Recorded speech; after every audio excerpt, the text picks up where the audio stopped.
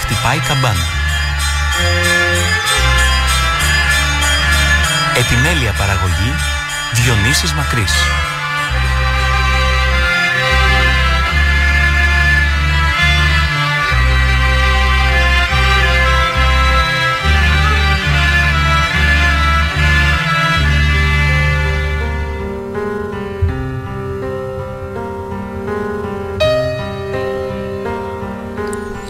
Χαίρετε καλοί μου χριστιανοί, χαίρετε καλοί μου φίλοι.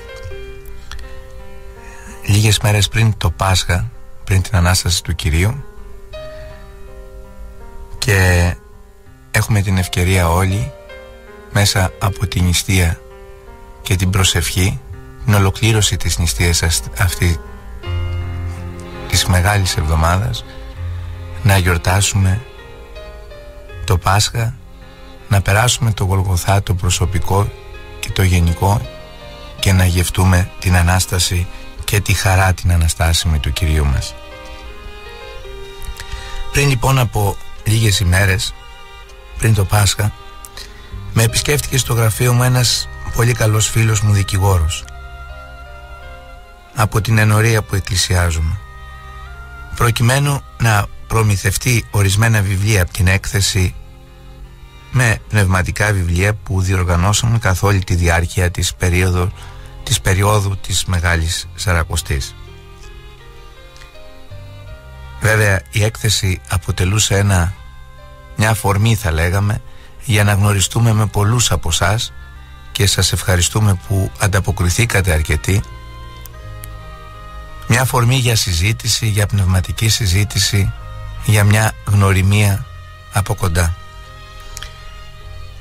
Με το φίλο μου λοιπόν το Στράτο, το δικηγόρο, η συζήτηση μεταξύ των άλλων έφτασε και στο γενικό φαινόμενο της απιστίας και εν γέννη της αμφισβήτησης του Θεού, φαινόμενο που πολύ έντονα υπάρχει σήμερα στην κοινωνία μας.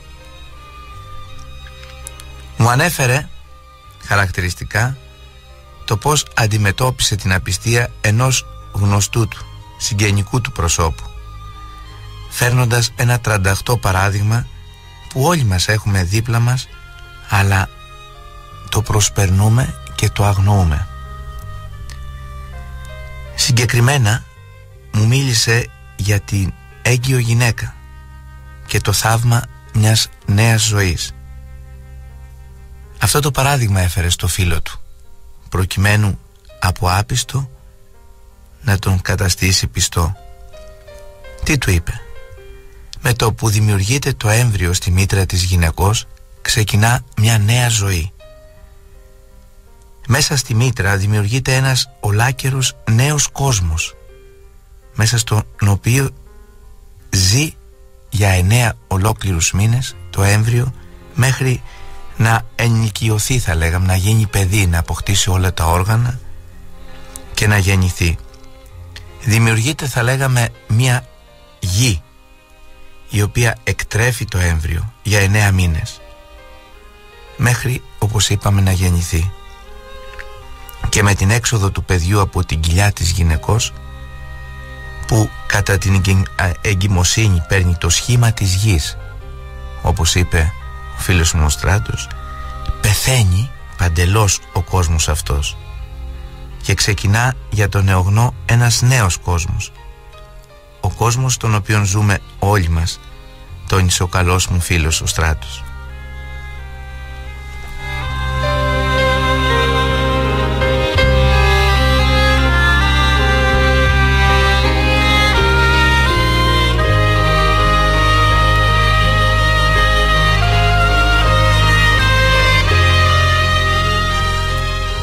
Κατά τον ίδιο τρόπο λοιπόν ο άνθρωπος που ζει και μεγαλώνει και αναπτύσσεται μέσα σε αυτόν τον νέο κόσμο, μέσα στη γη μας, φτάνει σε μια ηλικία που καλείται να εξέλθει εξ αυτού.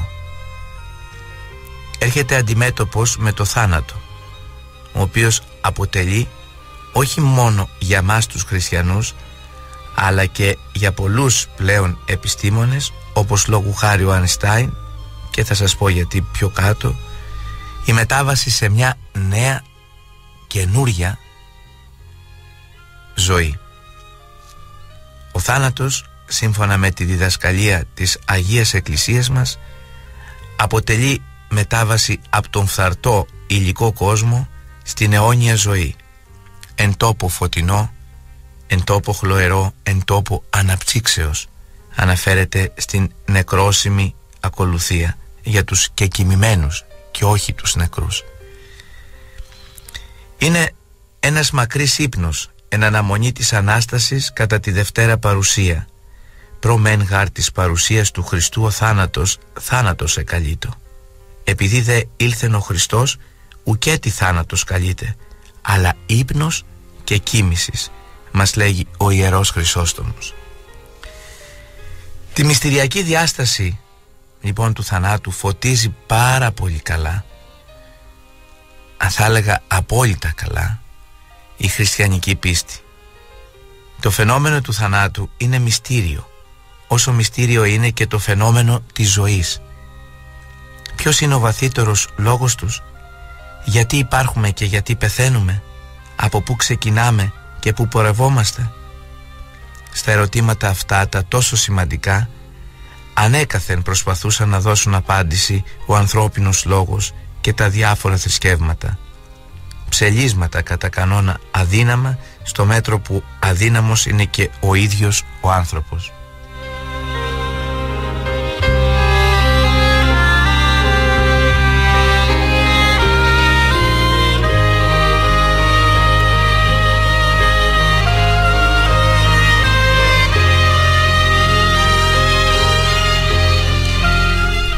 Καλοί μου χριστιανοί, η φλόγα του ανθρώπινου λόγου και στο πιο φουντωμένο της λαμπάδιασμα δεν μπορεί να εισδύσει στο σκοτάδι του τάφου, να τρυπήσει την παγερή πλάκα του, να φωτίσει αμυδρά έστω τα συμβαίνοντα μέσα και πέρα από την ψυχρή του παγερότητα. Με την πίστη όμως τα πράγματα είναι εντελώς διαφορετικά. Οι πιστοί δεν βασανίζονται από πιεστικά ερωτηματικά. Δεν σαλεύει το μυαλό τους μπροστά στη μυστηριακή τραγικότητα του θανάτου. Αυτοί έχουν και υπακούουν σε άλλους ρυθμούς, αφουγκράζονται άλλες φωνές. Ζουν σε αποκαλύψεις Θεού. Δέχονται το θείο φανέρωμα με την πίστη τους, το θείο αυτό και θεοποιό φτερούγισμα. Ακούν το περιθανάτου αποκαλυπτικό μήνυμα, το εμπιστεύεται και το ζουν βιωματικά στις ήσυχες και αναπαυμένες καρδιές τους. Θλίβονται βέβαια για το φρικτό και αποτρόπαιο γεγονός, όμως δεν ταράζονται, δεν λιποψυχούν, δεν κυριεύει απελπισμός στην ψυχή τους, δεν εποδύρονται. Ζουν μέσα στη χαρμολύπη, όπως αυτή που θα βιώσουμε αυτή τη μεγάλη εβδομάδα που αρχίζει από σήμερα το βράδυ με τον όρθρο της Μεγάλης Δευτέρας. Ζούμε στη χαρμολύπη γιατί ο Κύριος μας νίκησε ακριβώς το θάνατο. Τον κατήργησε το θάνατο και μας οδηγεί σε μια νέα ζωή, την εν Χριστώ ζωή. Ξέρετε, πολλοί μένουμε στο Γολγοθά εγκλωβισμένοι λόγω της αμαρτίας, λόγω των προβλημάτων της καθημερινότητάς μας, λόγω της στροφής μας σε μια κοσμική ξένη ζωή. Δεν καταλαβαίνουμε πού είναι η αλήθεια και ποιος είναι ο σκοπός του ανθρώπου. Χριστιανοί λοιπόν, ως χριστιανοί έχουμε την ελπίδα αγκυροβολημένη στην αλήθεια που σφράγισε ο ίδιος ο Θεός μας. Στην υπαρξιακή καταιγίδα που ανελαίητα σαλεύει το όν, η καρδιά τους είναι πιασμένη από το δέντρο της Θείας Ζωής. Τα παραραίοντα ύδατα δεν την αγγίζουν. Οι άνεμοι την αντιπαρέρχονται. Αντιμετωπίζουν το τέλος με τη βεβαιότητα που τους παρέχει ο Λόγος του Θεού. Τι περισσότερο μπορούν να επιζητήσουν?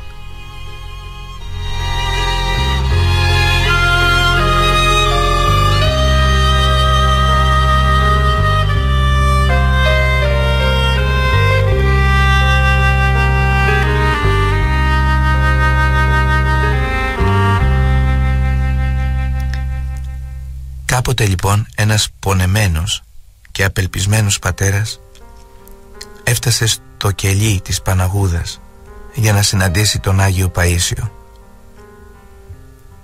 Είχε χάσει το γιο του σε νεαρή ηλικία, μόλις 28 ετών, από την επάρατο νόσο του καρκίνου και ήταν απαρηγόρητος. Ο γέροντας τον διέκρινε μέσα στο πλήθος των προσκυνητών, τον κοίταξε στα μάτια και τον έπιασε από το χέρι, τον κράτησε στο κελί του και τον οδήγησε στο εκκλησάκι. Μαζί προσκύνησαν τις εικόνες. Στη συνέχεια του είπε να κάνουν μαζί προσευχή και ο γέροντας άρχισε να λέγει την παράκληση της Παναγίας. Όπως εξηγούσε αργότερα ο πατέρας του παιδιού, ένιωσε στην κυριολεξία σαν να μεταφέρθηκε εκείνη την στιγμή σε έναν άλλο διαφορετικό κόσμο. Η απελπισία του και η απόγνωση εξαφανίστηκαν. Ο πόνος του έγινε χαρά,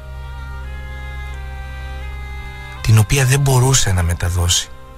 Τη βίωνε απλώς.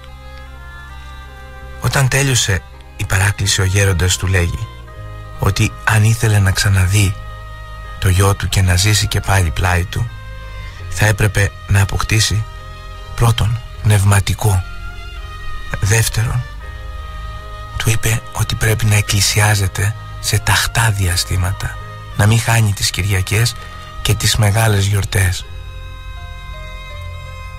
και να κοινωνεί συχνά. Με αυτά του είπε θα πιάσεις τη βάση και θα ξαναδείς το γιο σου, γιατί ο γιος σου εκεί που πήγαινε πολύ καλά.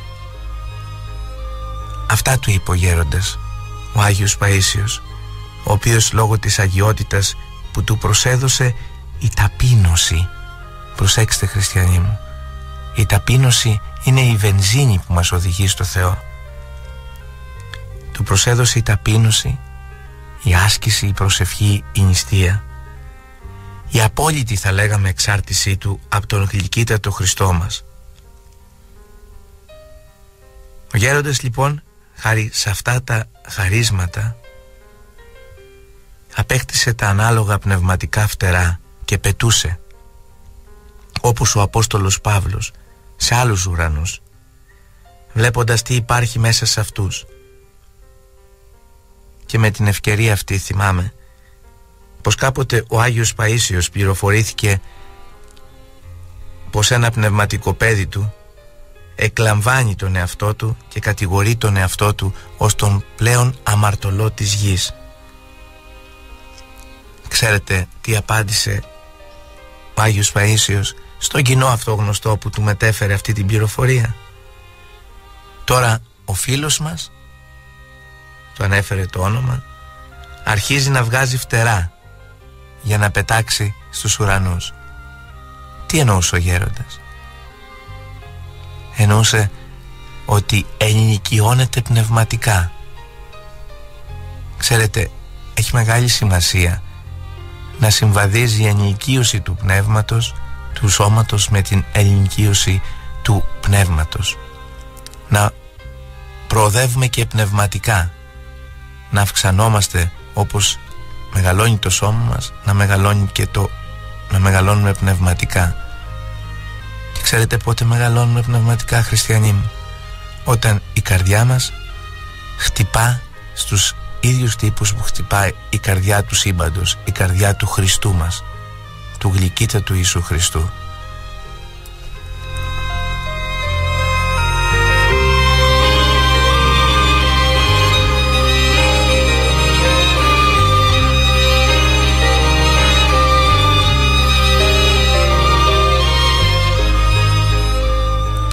Καλοί μου χριστιανοί, η φύση, ολάκερη η γη μας, ο πλησίον μας και κυρίως η θυσία του γεννηθέντος εκ του ουρανού σωτήρα Χριστού μας διδάσκουν φωνακτά ποιο δρόμο πρέπει να ακολουθήσουμε εάν θέλουμε και επιδιώκουμε και εμείς να αναστηθούμε μαζί του.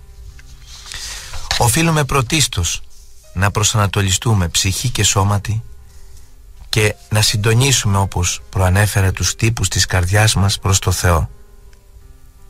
Επιβάλλεται να θανατώσουμε την αμαρτία και να αναγεννηθούμε εν πνεύματι και αληθεία. Να έχουμε ακλόνητη πίστη στην εν Χριστώ νέα ζωή, γιατί έτσι θα καταφέρουμε να προγευόμαστε τα κάλλη του παραδείσου. Και τότε η καθημερινότητά μας θα είναι μια διαρκή Ανάσταση. Αυτή την αναγέννηση άλλωστε δεν ανέφερε ο ίδιος ο Χριστός μας στον Νικόδημο, στον διδάσκαλο τότε του Ιουδαϊσμού Νικόδημο, ο οποίος του είπε θα πρέπει να ξαναγεννηθείς. Εκείνος δεν κατάλαβε και είπε, μα πώς θα είναι δυνατόν να μπω ξανά στην κοιλιά της μητέρας μου? Και τότε ο Χριστός του είπε, η αναγέννηση, η ξαναγέννηση γίνεται εν πνεύματι και αληθεία. Να λοιπόν ο δρόμος της σωτηρίας. Ο ίδιος ο Κύριος μας τον άνοιξε. Τότε λοιπόν, αν ακολουθήσουμε αυτόν τον δρόμο, θα ζούμε διαρκώς τη χαρά της Αναστάσεως κάθε μέρα, κάθε ώρα, κάθε λεπτό, κάθε δευτερόλεπτο, και θα αναφωνούμε όπως ο Άγιος Σεραφείμ του Σαρόφ καθ' όλη τη διάρκεια της ζωής μας, της επίγειας, της εφήμερης αυτής ζωής μας. Χριστός ανέστη χαρά μου.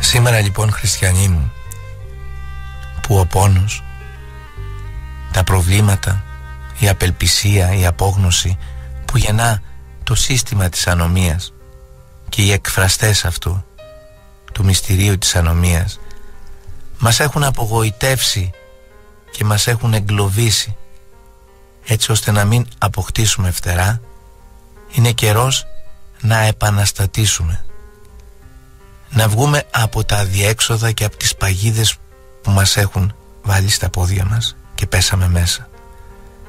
Να απαλλαγούμε και να βρούμε τον αληθινό τρόπο ζωής, ώστε να αναστηθούμε στην κυριολεξία, και εμείς και οι οικογένειές μας και το περιβάλλον μας. Ο Θεός, χριστιανοί μου, δεν έπλασε το θάνατο, έπλασε μόνο τη ζωή. Έπλασε τα λογικά όντα για να ζουν αιώνια, όπως αιώνια ζει και ο ίδιος. Ο άνθρωπος δεν θα πέθαινε αν ζούσε τη φυσική του συνέπεια, το μέτρο της πιστότητός του στο θέλημα του Θεού. Πόσοι από μας κάνουμε το θέλημα του Θεού? Ξέρετε, ακούμε πολλές φορές χριστιανούς που εκκλησιάζονται τακτικά να λένε ότι δεν έχουν πνευματικό γιατί δεν νιώθουν την ανάγκη του πνευματικού.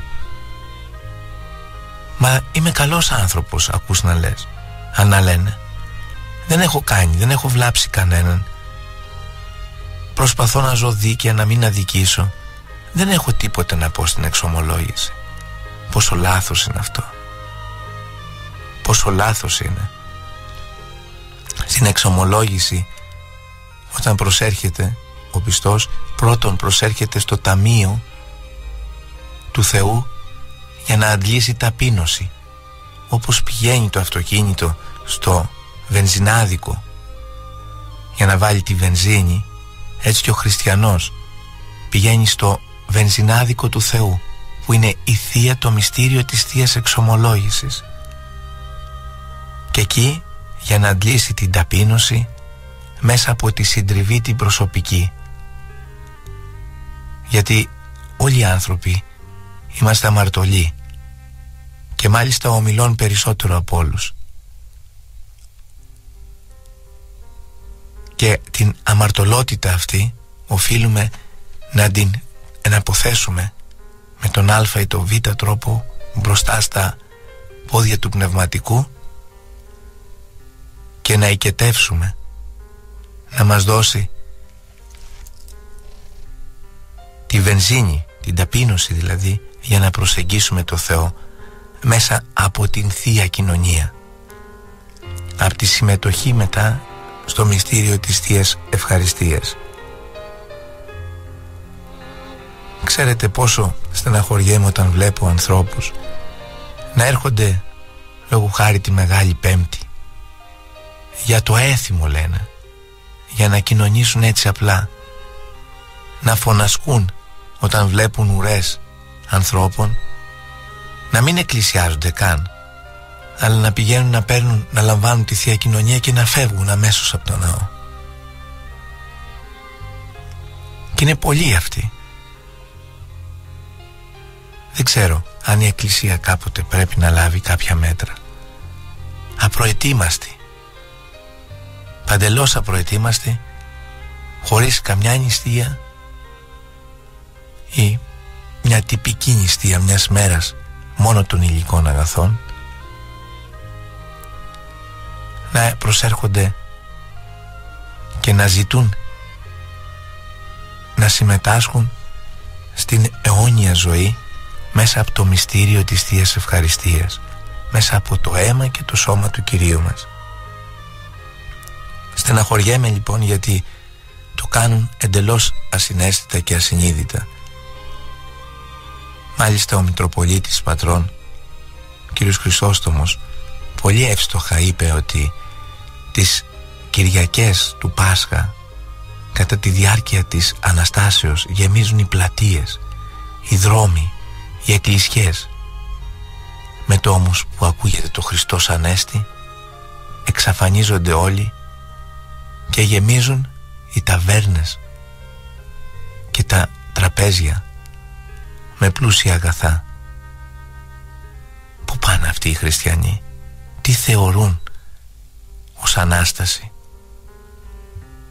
Γιατί τρέχουν και κάθονται απ' έξω από τους ναούς, σχολιάζοντας ο ένας τον άλλον για την ενδυμασία ή για τις συμπεριφορές τους? Δεν καταλαβαίνουμε, χριστιανοί μου, πού συμμετέχουμε. Δεν καταλαβαίνουμε τι μυστήριο του Θεού γίνεται εκείνη τη στιγμή. Ο Θεός ήρθε στον κόσμο για να οδηγήσει τον άνθρωπο στη σωτηρία, στην αιωνιότητα, στον παράδεισο, και αναστήθηκε ανοίγοντας το δρόμο διάπλατα. Πήγε στον Άδη και πήρε όλους αυτούς τους δικαίους και τους τράβηξε. Και εμείς απέναντι σε αυτό το μυστήριο στεκόμαστε εντελώς ψυχροί, παγεροί, και το μόνο που σκεφτόμαστε είναι το πόσο γρήγορα θα πάμε στο σπίτι για να γευτούμε τη μαγειρίτσα και τα άλλα εδέσματα. Λες και νηστεύσαμε όλη αυτή τη διάρκεια και μας λείπει το φαγητό. Ο άνθρωπος, αντίθετα λοιπόν προς την πνευματική του νομοτέλεια, αντίθετα προς το θέλημα του Θεού, παρεύει ασυλλόγιστα την εντολή του Θεού. Και εμείς όλοι την παρεβαίνουμε σήμερα. Στοχάστηκε την απαγόρευση και θέλησε να τη δοκιμάσει. Μήπως αυτό δεν πράττουμε σήμερα, πηγαίνοντας προς την αμαρτία? Με τον τρόπο αυτό όμως βρισκόμαστε έξω από το Θεό, έξω από τους αυθεντικούς λειτουργικούς του ρυθμούς. Ξεστρατίζουμε, ακολουθούμε άλλους δρόμους, άλλα μονοπάτια, επικίνδυνα και καταστροφικά.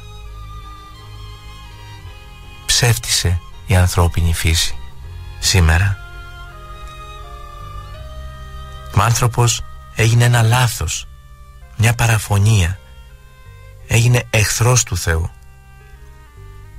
Κυριεύτηκε από την αμαρτία, έχασε την ταυτότητά του, έμεινε έρημος στον κόσμο, ένας ξένος στην πλάση, ένας παρείας και αλήτης. Το ξέφτισμα όμως αυτό της φύσεως του παραβάτη είχε σαν αποτέλεσμα και την καταστροφή της.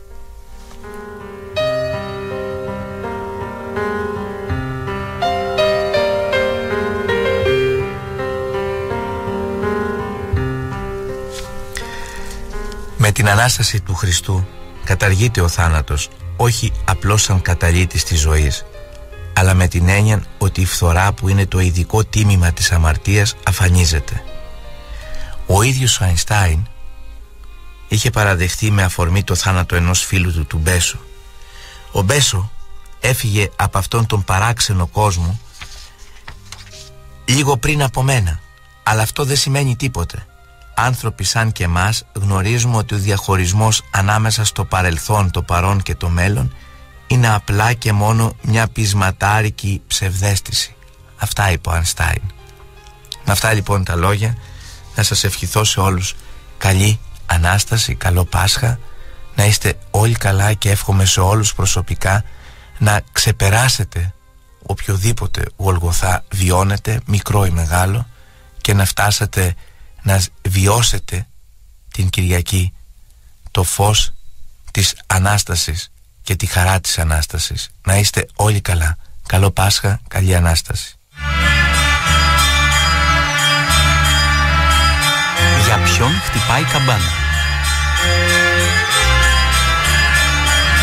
Επιμέλεια παραγωγή Διονύσης Μακρύς.